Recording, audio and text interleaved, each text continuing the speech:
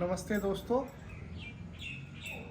आज फिर मैं आप लोगों के बीच में हूँ और जो घटनाक्रम देश में चल रहा है उसी पर परिचर्चा करने के लिए हाजिर हूँ। पता नहीं क्यों मन ये मानने के लिए तैयार नहीं हो रहा कि जो कुछ दिखाई दे रहा है बिल्कुल सब वैसा ही है। भारतीय जनता पार्टी अपने आप में एक बहुत ही सामर्थ्यवान संगठन के स्तर पर और नेतृत्व के स्तर पर पार्टी है। कांग्रेस की स्थिति आज की तारीख में भाजपा के मुकाबले बहुत कमज़ोर है।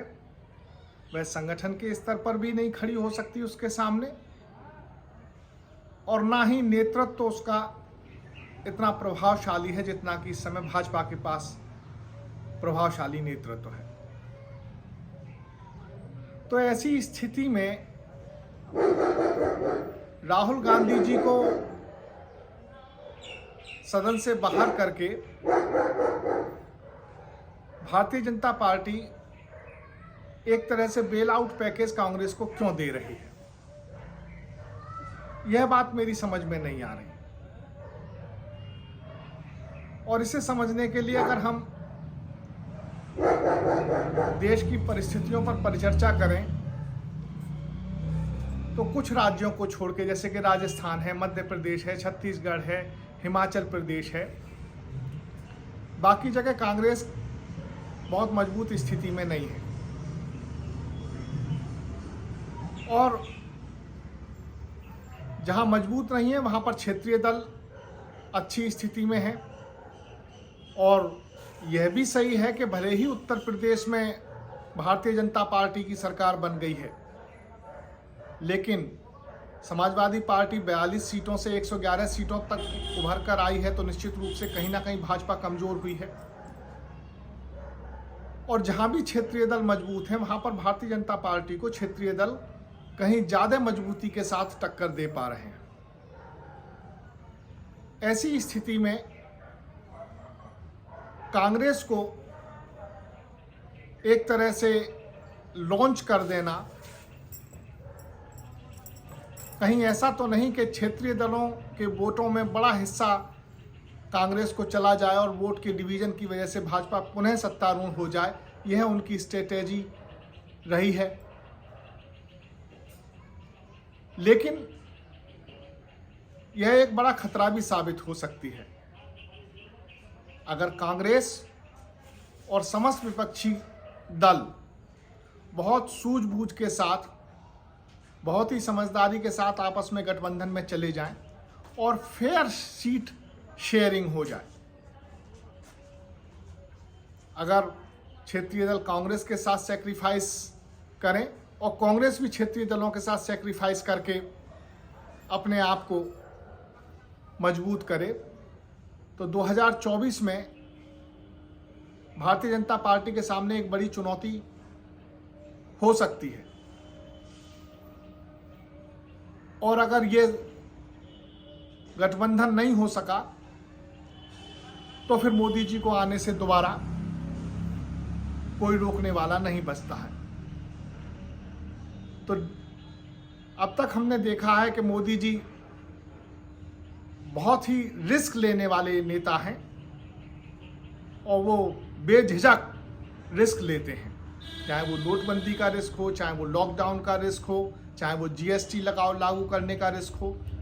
और अपनी पॉपुलैरिटी के बल पर और अपने वाक चातुर्य के बल पर, अपने आप को लोगों को कन्विंस करने के बल पर उन्होंने इन सब ड्रॉबैक्स के बावजूद भी वापसी अपनी सुनिश्चित की है। यह उन्होंने रिस्क लिया है और एक बहुत बड़ा रिस्क लिया है। अगर ऐसे में हिंदुस्तान का विपक्षी दल बुद्धि चातुर्य से काम लेता है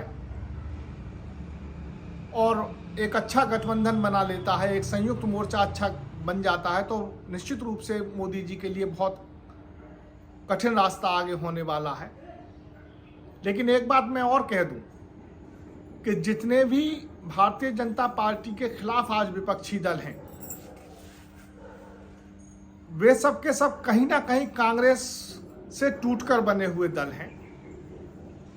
उनके लिए भारतीय जनता पार्टी अगर दुश्मन है तो कांग्रेस भी उनके लिए कम बड़ी दुश्मन नहीं है, और कांग्रेस की बढ़ी हुई ताकत उनके लिए खतरा साबित हो सकती है। इस बात को मद्देनजर रखकर हो सकता है कि बहुत से दल उस गठबंधन का हिस्सा ना बनना चाहें।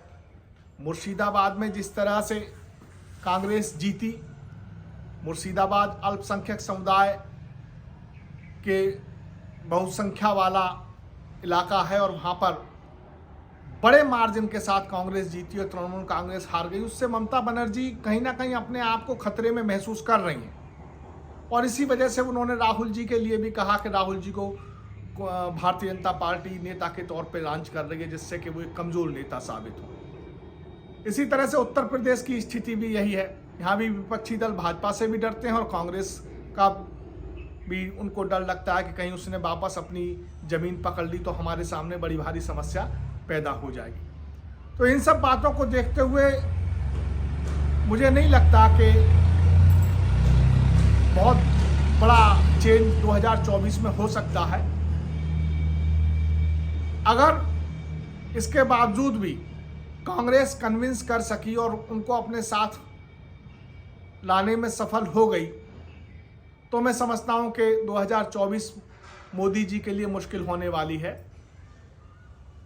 और नहीं तो मोदी जी ने जो तीर इस बार चला है वो उनकी कमान से निकल चुका है। अगर वह तीर उनकी इच्छा के अनुरूप चलता रहा तो कांग्रेस का थोड़ा सा मजबूत होना और क्षेत्रीय दलों का थोड़ा सा कमज़ोर होना भारतीय जनता पार्टी को 2024 में फिर दिल्ली की सत्ता सौंप देगा। और अगर विपक्षी दलों ने कांग्रेस समेत एक अच्छा गठबंधन बना लिया, एक सूझ समझ के साथ में उन्होंने अपने आप को खड़ा कर लिया, तो मोदी जी की कुर्सी खतरे में पड़ती हुई दिखाई देती। इसलिए जो अब तक गुलाबी तस्वीरें देख रहे हैं उन्हें मैं फिर ताकीद करता हूं कि भारतीय जनता पार्टी को अभी हल्के ना लिया जाए। दूसरी बात यह है कि चाहे कांग्रेस हो चाहे कितने भी विपक्षी दल हों, जमीन के स्तर पर, बूथ के स्तर पर, गांव के स्तर पर, मोहल्ला और गली के स्तर पर जो संगठन भारतीय जनता पार्टी के पास में है वो किसी के पास में नहीं है, और उसको काउंटर करने के लिए किसी के पास कोई स्ट्रेटेजी नहीं। लेकिन फिर भी टक्कर दी जा सकती है, बशर्ते के साफ नियत के साथ में, एक मिनिमम कॉमन प्रोग्राम के साथ में सभी विपक्षी दल एक प्लेटफॉर्म पर आए और एक फेयर समझौता करके संयुक्त रूप से लड़ते हैं तो 2024 में वो कहीं स्टैंड कर पाएंगे। अन्यथा फिर ये एक ऐसा सरगत साबित होगा जिसमें कि हर कलाकार अपनी अपनी दिशा में तंबू को खींच रहा होगा और तंबू भड़ाम से गिर जाएगा। मेरा तो ये आकलन है। आप लोग क्या सोचते हैं? अपनी अपनी राय दीजिए। बहुत बहुत धन्यवाद। नमस्कार।